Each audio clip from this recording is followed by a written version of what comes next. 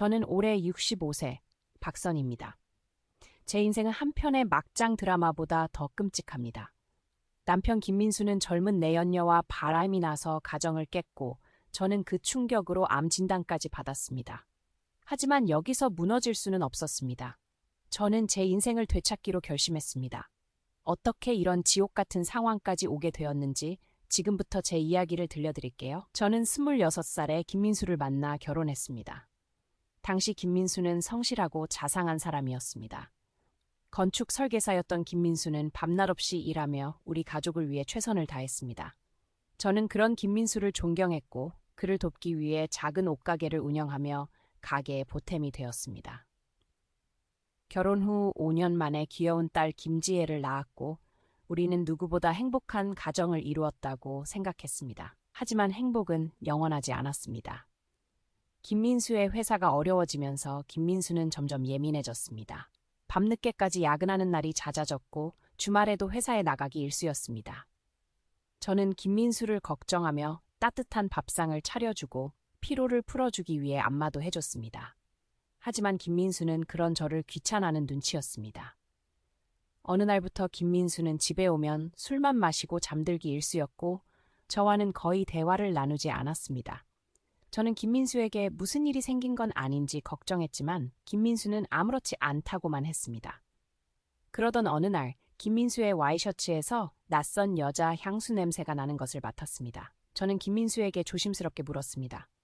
민수 씨, 혹시 회사에 무슨 일 있어요? 그리고 이 향수 냄새는 뭐예요? 김민수는 당황한 표정으로 별일 아니야. 회사 여직원이 실수로 묻힌 것 같아 라고 둘러댔습니다. 저는 김민수의 말을 믿고 싶었지만 마음 한구석에는 불안감이 자리 잡기 시작했습니다.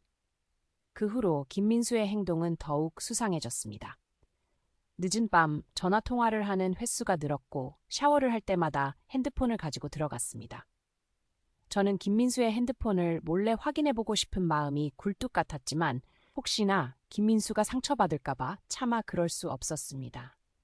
그러던 어느 날 딸 김지혜가 김민수의 핸드폰을 가지고 놀다가 실수로 김민수의 카카오톡을 열었습니다. 김지혜는 제게 달려와 엄마, 아빠 카톡에 모르는 여자가 자기야라고 저장되어 있어 라고 말했습니다. 저는 심장이 덜컥 내려앉는 기분이었습니다. 곧바로 김민수의 핸드폰을 확인해보니 정말 낯선 여자와 다정한 메시지를 주고받은 흔적이 있었습니다. 여자의 이름은 최수진이었고 김민수를 오빠라고 부르고 있었습니다. 저는 그 자리에서 주저앉아 펑펑 울었습니다. 김민수가 바람을 피우고 있었다는 사실을 믿을 수 없었습니다. 저는 김민수에게 최수진에 대해 물었습니다.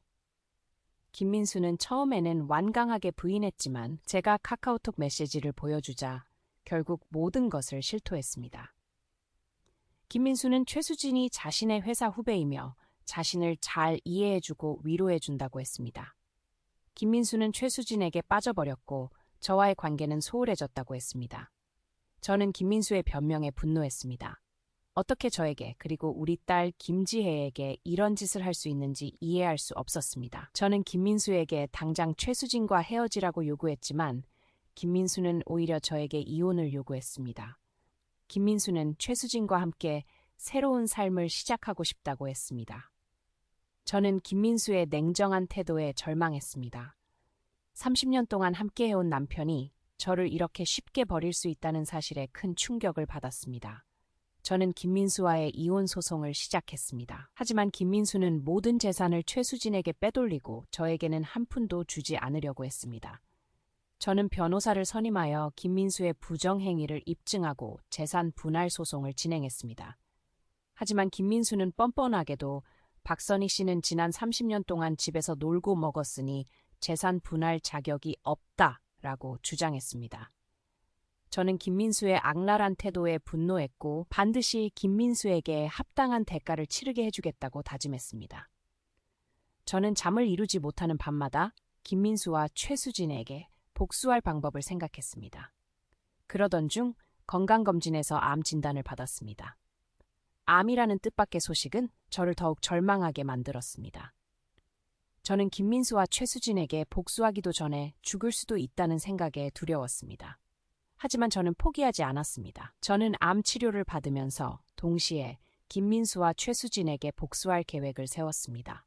저는 먼저 김민수의 회사에 김민수와 최수진의 불륜 사실을 폭로하는 익명의 편지를 보냈습니다. 편지에는 김민수가 회사의 돈을 횡령하여 최수진에게 선물했다는 내용도 포함되어 있었습니다. 얼마 후 김민수는 회사에서 해고당했고 횡령 혐의로 경찰 조사를 받게 되었습니다. 저는 김민수가 몰락하는 모습을 보면서 통쾌함을 느꼈습니다. 다음으로 저는 최수진에게 접근했습니다. 저는 최수진에게 김민수의 모든 악행을 폭로하고 김민수에게 버림받을 것이라고 경고했습니다. 최수진은 처음에는 저를 믿지 않았지만 김민수가 회사에서 해고당하고 경찰 조사를 받게 되자 불안해하기 시작했습니다. 저는 최수진에게 김민수의 재산을 빼돌려 외국으로 도망가자고 제안했습니다. 최수진은 제 제안에 솔깃해했고 저는 최수진을 돕는 척하며 김민수의 모든 재산을 빼돌렸습니다. 그리고 마지막 순간 저는 최수진에게 내가 빼돌린 돈은 모두 내가 관리하고 있다. 너는 이제 김민수에게도 나에게도 버림받았다라고 말했습니다. 최수진은 분노하며 저에게 달려들었지만 저는 냉정하게 최수진을 밀쳐냈습니다. 최수진은 결국 경찰에 체포되었고 김민수와 함께 감옥에 가게 되었습니다. 김민수와 최수진은 감옥에서 서로를 원망하며 괴로운 시간을 보냈습니다.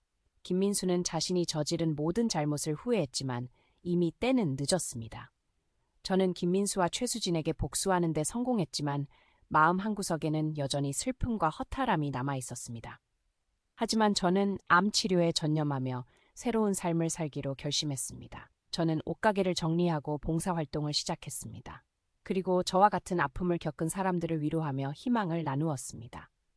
몇 년 후 저는 암을 극복하고 건강을 되찾았습니다. 김민수와 최수진은 감옥에서 출소했지만 사회에서 완전히 고립되었습니다. 그들은 저에게 용서를 빌었지만 저는 그들을 용서하지 않았습니다. 저는 그들에게 당신들은 내 인생에서 가장 끔찍한 악몽이었다. 다시는 내 앞에 나타나지 마라 라고 말했습니다. 저는 새로운 삶을 시작하며 행복을 찾아가고 있습니다. 저는 이제 과거의 아픔을 딛고 일어서서 더욱 강하고 아름다운 여성으로 살아갈 것입니다. 제 이야기가 여러분에게 작은 위로와 희망이 되었으면 좋겠습니다. 누구에게나 힘든 시기는 찾아오지만 포기하지 않고 꿋꿋하게 살아간다면 반드시 행복을 찾을 수 있다는 것을 기억하세요.